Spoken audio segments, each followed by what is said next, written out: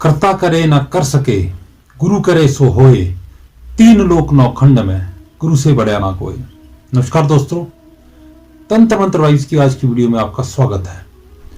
आज की बात हम करने जा रहे हैं एक ऐसी कुंडली की और ऐसे योग के विषय में जिसमें गुरु का बहुत बड़ा योगदान है। गुरु ग्रह की बात नहीं कर रहे हैं, गुरु यानी मेंटर, एक पथ प्रदर्शक, मार्गदर्शक।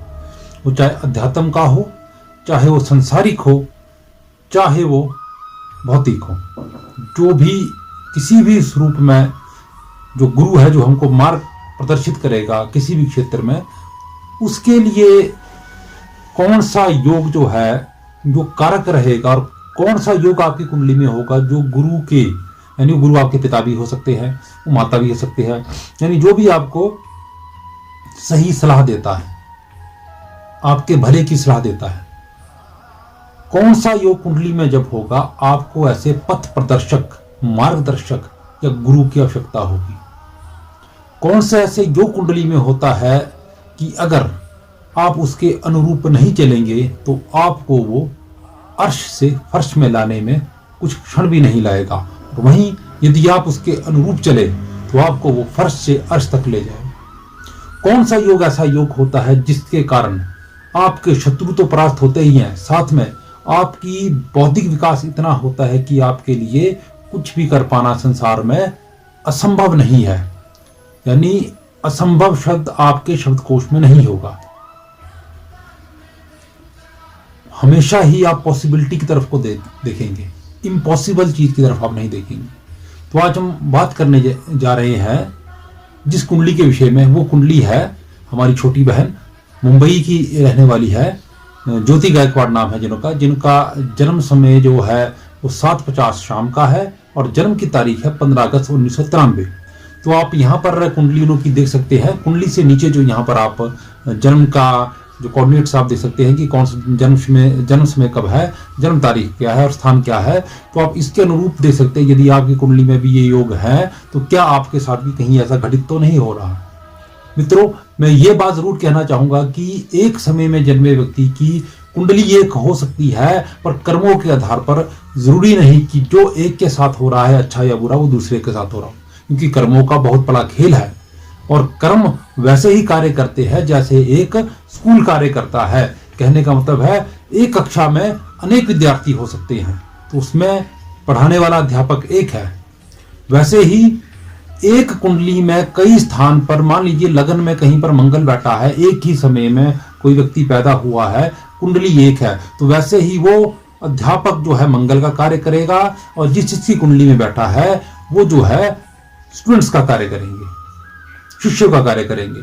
तो जो अध्यापक की बात को अच्छे से सुनता है, अच्छे से पढ़ता है और उसके अनुसार चलता है, वो क्लास में टॉप होता है, और जो अध्यापक के कहे अनुसार नहीं चलेगा, अपनी मन मर्जी करेगा, वो कक्षा में फेल होता है। वही जो कार्य है ग्रह हमारे जीवन में करते हैं। यदि हम अपना कर्म उन्हों के अनुरूप करेंगे, अच्छे कर्म करेंगे, तो वो हमको मालामाल करेंगे। अगर नहीं करेंगे तो फिर हम बोलेंगे कि हमारे साथ तो ऐसा कुछ नहीं हो रहा है। अब कई व्यक्ति बोलेंगे कि यदि ग्रहों का योगदान ज्यादा नहीं है, कर्म ही है, तो हम क्यों कुंडलियों को देखेंगे।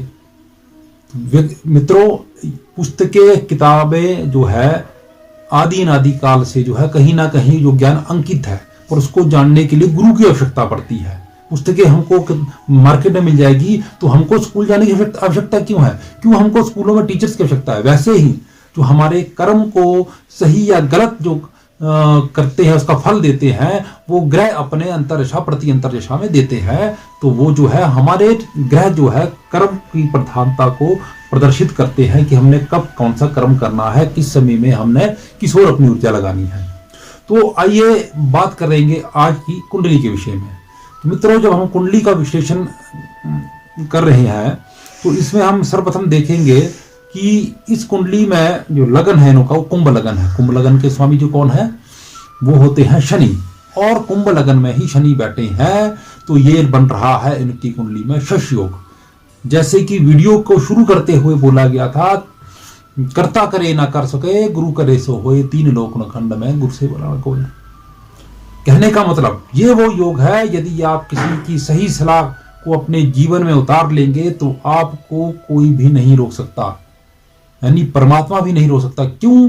जो योग परमात्मा ने आपकी कुंडली में आपके जन्म के समय बना दिया है, शशि योग। शशि योग का कहने का मतलब है कि आपने राज करना है। पर राज कैसे करेंगे?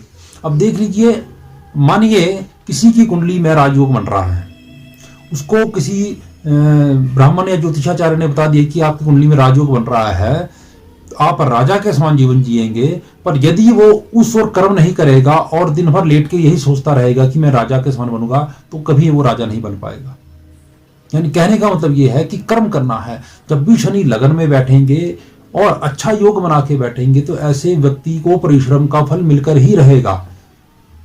अगर इनकी कुंडली हम देखें तो लगन में शनि है तो इनका जीवन संघर्षपूर्ण जरूर रहा होगा, क्योंकि शनि संघर्ष और परिश्रम देगा।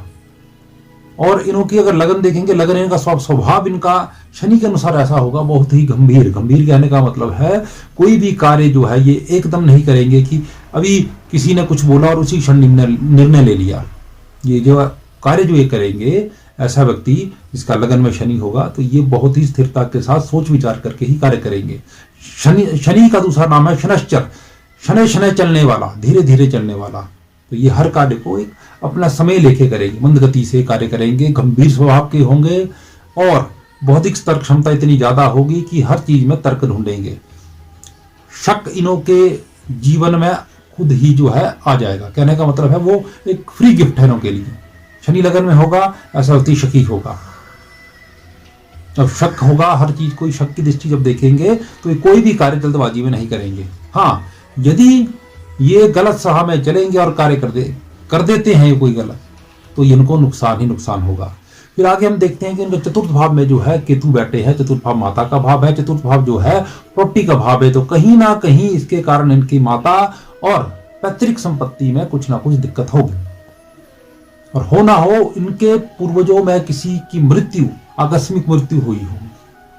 आकस्मिक मृत्यु कहने का मतलब जब केतु का संबंध चतुर्थ भाव से होगा तो घर से बाहर ही ऐसे व्यक्ति की मृत्यु होती है जिसका जो है अंतिम कर्म सही तरीके से जो है मृत्यु के वक्त जो किया जाता है वो नहीं किया है, यानी एक तरह से होते अतृप्त है। और ऐसे लोगों में ज्यादातर संभावनाएं हैं इनके घर में, परिवार में किसी भी वृद्ध की या कोई भी उनका पूर्वज होगा एक्सीडेंट गाड़ी से टकराने से नहीं होता, एक्सीडेंट हो सकता है, किसी सांप ने काट दिया हो, कहीं और छत गिर के मर गया हो, ऐसी संभावना ज्यादा होगी, जिसके कारण इनके घर में पैतृक मकान में भी दिक्कत रहेगी और इनको स्वयं भी पैतृक संपत्ति या इनकी जो प्रॉपर्टी जो है जो पिता से मिलनी है या पीछे से जो चली आ रही पुश्तैनी संपत्ति, वहां कोई दिक्कत होगी, कोर्ट कचहरी के मामले में भी फंस सकते हैं। अब अगले ग्रह को देखते हैं, चंद्रमा और शुक्र पंचम भाव में। मित्रों, पंचम भाव जो है वो हायर एजुकेशन का है, संतान का है और प्रेम का है। चंद्रमा इनकी कुंडली में पंचम में जो बैठे हुए हैं वो बैठे हुए हैं बुध की राशि मिथुन में, और शुक्र भी साथ में बैठे हैं। चंद्रमा यहाँ पर वर्गोत्तम है, यानी ये अपना अच्छा प्रभाव देंगे, पर साथ ही साथ चंद्रमा माता और मन का भी कारक है। और चंद्रमा जो उनके कुंडली में जो स्वामी वो षष्ठम भाव के यानी छठे भाव का स्वामी पंचम में बैठा हुआ है। तो कहने का मतलब ये कि इनको प्रेम की आवश्यकता है। वो प्रेम की आवश्यकता जो है ये बोल सकते हैं कि हर व्यक्ति से, चाहे परिवार में हो चाहे बाहर हो, ये उनसे जो है प्रेम चाहते हैं कि मेरी ओर प्रेम से या मेरी बात को समझे, यानी इमोशनली अटैचमेंट है। चंद्रमा और शुक्र साथ में बैठ गए हैं इनकी कुंडली में, जिससे जो है इनको कहीं ना कहीं जो ऐसा लगेगा कि भाई अगर मैं किसी के साथ जो व्यवहार कर रही हूँ बदले में मुझे वही व्यवहार मिलना चाहिए, तो ये प्रेम की तलाश में है। चाहे माता पिता से हो, चाहे भाई बहन से हो, चाहे पति से हो, तो इनको जो है वो एक तलाश है। और ऐसे व्यक्ति को अगर कोई समझे और सही तरीके से उसको प्रेम पूर्वक समझाए तो वो अपना जीवन तन मन सबको न्यौछावर करने को तैयार रहता है। ये एक क्षण भी नहीं सोचेंगे किसी की मदद करने के लिए। परंतु यदि विपरीत इनको हमेशा ही किसी चीज के लिए टोका जाए या इनसे विपरीत व्यवहार किया जाए तो ये मन से कुंठित जाएंगे, और चंद्रमा शुक्र की युति के कारण जो है ये इनके मन में भटकाव उत्पन्न हो जाएगा और ये हमेशा दूसरों के बारे में सोचते रहेंगे कि मेरा जीवन जो नरक हो गया है और उसका जीवन देखो कितना अच्छा है। और वही विचार इनके मन में चलते रहेंगे। आगे चलते हैं तो आगे इनकी कुंडली में छठे भाव जो शत्रु भाव है, कोर्ट कचहरी का भाव है, जो दुख का भाव है, वहां पर बुध और सूर्य बैठे हैं। मित्रों, बुध और सूर्य जब भी इकट्ठे बैठता है वो एक योग बनाता है, बुध आदित्य योग। अब इनकी कुंडली में भी बुध आदित्य योग तो है बना हुआ, अच्छा योग माना गया है, बहुत उच्च कोटि का योग माना गया है, परंतु बैठा कहाँ है? छठे भाव पर। सूर्य छठे भाव पर बैठा है, उसके प्रभाव से ये अपने शत्रुओं को परास्त करने में बहुत ही बौद्धिक स्तर से सोचेंगे और उनको परास्त करेंगे, यानी इनके आगे शत्रु टिक नहीं पाएगा। परंतु वहीं पर जो है बुध बैठा है, बुध हम देख रहे हैं इनकी कुंडली में अस्त बैठा हुआ है, जिसके कारण कई बार जो सूर्य की प्रबलता है, जिसके कारण ये अपने शत्रुओं को परास्त कर सकती हैं, वो उग्रता में परिवर्तित हो जाती है और अपनी बुद्धि का इस्तेमाल ना करते हुए ये जो है क्या गलत कदम ले लेते हैं, जिससे ये खुद ही इरिटेट हो जाते हैं, चिड़चिड़ा स्वभाव हो जाएगा इनका। और अगर कोई व्यक्ति इनका शत्रु होगा, उसकी शक्ल देखना भी पसंद नहीं करेगी, चाहे उस व्यक्ति को उनसे लेना है देना है कुछ नहीं। अगर उस व्यक्ति को सामने ये देखेगी, ये अपना दिमाग खुद ही खराब करना शुरू कर देगी, इसके बारे में सोच सोच के कि फलाने ने ऐसा किया, मैं इसको ये नहीं कर पाई, या इस व्यक्ति ने मेरे साथ इतना बुरा किया तो इसके साथ ऐसा क्यों नहीं हो रहा, और ये कोसना शुरू कर देगी। योग तो है बना हुआ, पर क्या है, बुध के कारण जो है पूर्ण रूप से जो है उस बुद्धि का इस्तेमाल नहीं कर पा रहे। आगे हम देखेंगे अष्टम भाव में इनका बृहस्पति और मंगल बैठा है, और किस राशि में बैठे हुए हैं? कन्या राशि, बुध की राशि में, यानी शत्रु राशि। मंगल मित्रों जब भी अष्टम भाव से संबंध बनाएगा, एक तो व्यक्ति की कुंडली में मांगलिक योग आ जाएगा, यानी हमारी छोटी बहन ज्योति जी है, ये मांगलिक है। जिस भी व्यक्ति का आप अपनी कुंडली में चार्ट देखिएगा, छठे भाव में जहां पर मंगल लिखा हुआ वहां मंगल है, अष्टम भाव में बैठा होगा तो 6 नंबर में लिखा हुआ है, ये 6 नंबर का मतलब है कि ये कन्या राशि में है, और जहां बैठा हुआ है वो अष्टम भाव है। थोड़ा समझिए, जहां पर 11 नंबर लिखा हुआ है उसको हम लगन मान के चलते हैं, वहां से अगर हम गिनती आरंभ करें, उसको 1 मान के चले, तो जहां 6 नंबर लिखा हुआ अष्टम भाव पड़ता है। अष्टम भाव मृत्यु का भाव है, हमारे रोग का भाव है, यहां से मृत्यु को देखते हैं। तो मंगल जो है नो के जब भी अष्टम भाव से आएगा, तो उनके जन्म कुंडली में मांगलिक योग है, यानी ये मांगलिक कुंडली है नो की, मंगल दोष है कुंडली में। और जब मंगल अष्टम भाव में बैठता है तो व्यक्ति का वही मंगल प्रॉपर्टी का भी कारक होता है, मंगल भूमि का भी कारक है, मंगल धन का भी कारक है। तो धन संचय में इनकी परेशानी है, क्योंकि मंगल की सप्तम दृष्टि द्वितीय भाव में है, तो धन संचय में इनको दिक्कत रहेगी। इनका पैसा दिया गया उधार वापस नहीं आएगा, उस पैसे के लिए इनको चक्कर काटते रहने पड़ेंगे, फिर भी पूरा पैसा वापस नहीं आएगा।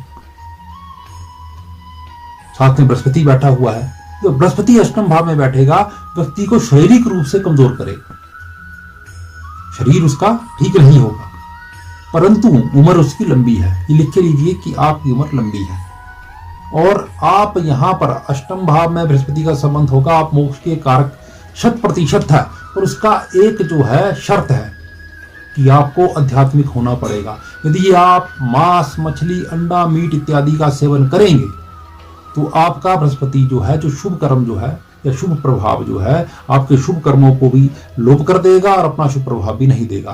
तो जिस भी व्यक्ति का अष्टम भाव में बृहस्पति का संबंध हो या अष्टम भाव बृहस्पति बैठा हो, उस व्यक्ति को जो है धार्मिक हो जाना चाहिए, अध्यात्म की ओर उसको मुड़ जाना चाहिए, नहीं तो उसका जीवन नष्ट हो जाएगा। अष्टम भाव में मंगल बैठेगा जिस भी व्यक्ति का, तो कहीं ना कहीं रक्त संबंधित विकार होंगे, और ज्यादातर ऐसे व्यक्ति को देखा गया है पाइल्स इत्यादि की समस्या रहती है, अल्सर की समस्या रहती है। और जब अष्टम भाव में बृहस्पति बैठता है तो ऐसे व्यक्ति को पित्त संबंधित रोग, जिसको हम स्टोन्स बोल सकते हैं, स्टोन्स हो सकते हैं, और पीलिया भी हो सकता है। आयु ये ठीक देंगे। और जब भी आपके जीवन में कोई बहुत विकट समस्या आएगी, देखिए आपके ने जीवन में इतने उतार चढ़ाव देखे हैं कि कोई व्यक्ति सोच भी नहीं सकता आपका जीवन ऐसा होगा। अष्टम भाव से जब राहु का संबंध होगा तो वो जीवन में वैसी वैसी घटनाएं कर देता है कि व्यक्ति ने सोचा भी नहीं होता, परंतु उस समस्या से निकलने के लिए आपको परमात्मा और परमेश्वर की मदद मिल जाती है। ये भी 100% सत्य बात है।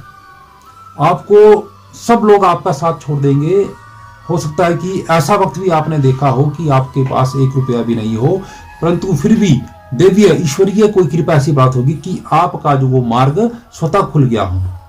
आपने पहले बहुत ही ज्यादा परिश्रम किया होगा, पर जब आपका वो मार्ग खुला होगा, आपको किसी व्यक्ति ने ऐसे मदद नहीं की होगी कि ये फलाना, आपका स्वतः ही वो मार्ग खुलना शुरू हो जाएगा। बिना लिंक से ही आप जो है, जैसे होता है कि आपने कहीं जॉब करनी है, आपको लिंक चाहिए, पर ईश्वर की ऐसी कृपा होगी कि वो खुद ब खुद आपके पास वो चीज, वो ऑफर दौड़ा चला आएगा। माध्यम कोई भी सकता है, पर आपका अपना लिंक कहीं यूज नहीं हो। जब भी अष्टम भाव में बृहस्पति होगा तो उसको ईश्वरीय मदद जरूर मिलेगी। उसके बाद हम देख रहे हैं राहु का संबंध दसम भाव से। तो पिछला वीडियो भी हमने जो है राहु के दसम भाव पर बनाया है, इससे पिछला वीडियो, तो उसमें राहु के दसम भाव के बारे में काफी बताया गया है कि कब क्या संबंध होगा। यहां पर मंगल के साथ राहु का संबंध बन रहा है। कैसे संबंध बन रहा है कि मंगल की राशि वृश्चिक में राहु बैठा हुआ है, जो कि शत्रु है। तो यहां इनको धन संचय में तो खैर दिक्कत रही ही होगी, और इनों के कारोबार या नौकरी में भी इनों की स्थिरता रहेगी। वो अलग बात है कि अगर राहु को समझ लिया जाए, इसके अनुसार कार्य कर दिया जाए, तो इनकी कुंडली में सरकारी नौकरी के योग 100% है, और यदि ये प्राइवेट सेक्टर में काम कर रहे हैं तो उच्च पद पर आसीन होने के योग भी बनते हैं। परंतु शर्त वही है, कर्म आपका कैसा है। यहां बैठा राहु जो है धन भाव को देखता है, द्वितीय भाव को देखता है, तो धन संचय, धन तो लाएगा, वैसा ही ले जाएगा। यहां बैठा राहु जो है सप्तम भाव को देख रहा है, माता के भाव को देख रहा है, तो कहीं ना कहीं इनके जो है माता का या तो स्वास्थ्य खराब होगा, या तो माता का सुख नहीं इनको प्राप्त नहीं हुआ होगा, या माता को कुछ ना कुछ दिक्कत होगी। साथ ही साथ इनके पिता को भी हो सकता है इनके अपने आपसी संबंध ठीक ना हो, या पिता का पूर्ण सुख ना हो, इनके जन्म से पहले इनके दादा की मृत्यु हो चुकी हो, या दादा का सुख इतना अच्छा प्राप्त ना हुआ हो, क्योंकि राहु की दृष्टि से छठे भाव पर भी, और केतु चौथे भाव में तो बैठा ही हुआ है, तो माता को कहीं ना कहीं कष्ट वो देगा ही देगा। सूर्य छठे भाव में बैठा हुआ है, और सप्तम का स्वामी है सूर्य। तो आप ये विशेष रूप से ध्यान रखिएगा, जब भी सप्तम का स्वामी छठे या अष्टम भाव में बैठेगा तो आपकी पार्टनरशिप में प्रॉब्लम रहेगी। आप एक तो किसी के नीचे दब के कार्य नहीं कर सकते हैं, क्योंकि सूर्य का संबंध है, आपका जन्म हुआ है लीड करने के लिए, आप में लीडरशिप की क्वालिटी है। वहीं शनि लगन में बैठा हुआ है और अपने शत्रु राशि को देख रहा है, सिंह राशि को सप्तम भाव में, तो पिता और पुत्र या पिता और पुत्री के बीच में वैचारिक मतभेद होना संभव है। आपके विवाह में भी समस्या रहेगी। आपका या तो विवाह बहुत ही लेट होगा, जल्दी होगा तो की दिक्कत रहेगी, आपसी वैचारिक मतभेद आपके रहेंगे। यहां तक कि संबंध विच्छेद के योग भी आपकी कुंडली बनते देखे गए हैं। पर यहां एक बात मैं जरूर कहना चाहूंगा कि यदि आपका विवाह हो चुका है तो आपके पति की कुंडली को देखना भी जरूरी है कि उनकी कुंडली में क्या योग है। अन्यथा आपकी कुंडली में जो है पार्टनरशिप के संबंध के अच्छे योग नहीं है। सूर्य को देखते हुए शनि का योग तो अच्छा है, पर शनि फिर भी जो है एक डिले करेगा आपके जीवन में। संतान की बात करेंगे तो संतान की आपकी कन्या संतान ज्यादा होगी, पर पुत्र संतान अवश्य हो। वो योग पर निर्भर करता है, दोनों के पति पत्नी की कुंडली में योग। सप्तम का बहुत ही महत्वपूर्ण योगदान जो है हमारे जीवन में होता है। बृहस्पति का बहुत ही महत्वपूर्ण योगदान लड़की के जीवन में होता है। कन्या की कुंडली में बृहस्पति जो है पति है, पुरुष की कुंडली में शुक्र पत्नी है। अब इस कुंडली में हम देखें, सप्तम भाव का स्वामी छठे भाव में यानी कोर्ट कचहरी के घर में बैठा है, तो पार्टनरशिप में कोर्ट कचहरी के चक्कर लगने की 100% दिनों की संभावनाएं हैं। यदि आप विवाह करते हैं तो बच के रहिएगा, कहीं आप जो है कोर्ट कचहरी के विवाद में ना फंस जाए, क्योंकि बृहस्पति अष्टम भाव में बैठे हुए हैं, जो कि पाप स्थान पे बैठे हुए हैं। बृहस्पति आपका पति है, तो आपके पति के साथ आपके संबंध अच्छे नहीं रह सकते हैं, ऐसे योग भी बनते हैं। हाँ, यदि आपकी पति के या आपके पार्टनर की कुंडली में योग अच्छे हैं तो ये योग कुछ हद तक कम हो जाएंगे, फिर भी आपकी ज्यादातर वैचारिक मतभेद नहीं रहेंगे वैचारिक मतभेद रहेंगे, यानी वैचारिक समानता नहीं रहेगी, क्योंकि शनि लगन में है।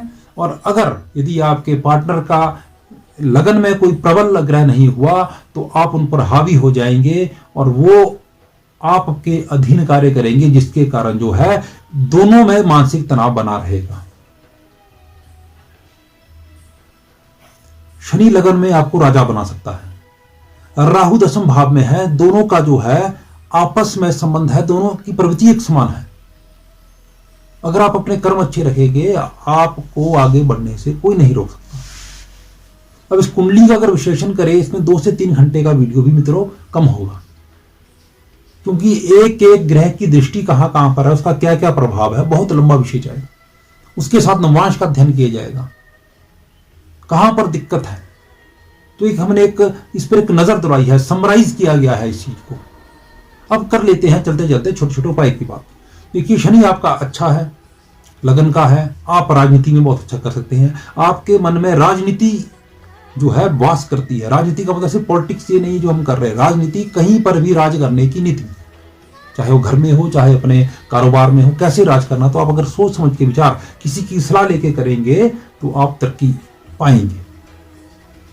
और यदि हम देखें इस वक्त आपके दशाएं चल रही है, वो कौन सी दशाएं चल रही है, क्योंकि वर्तमान में जो आपकी है बुध की महादशा चली है, जो कि 17 दिसंबर 2034 तक रहेगी।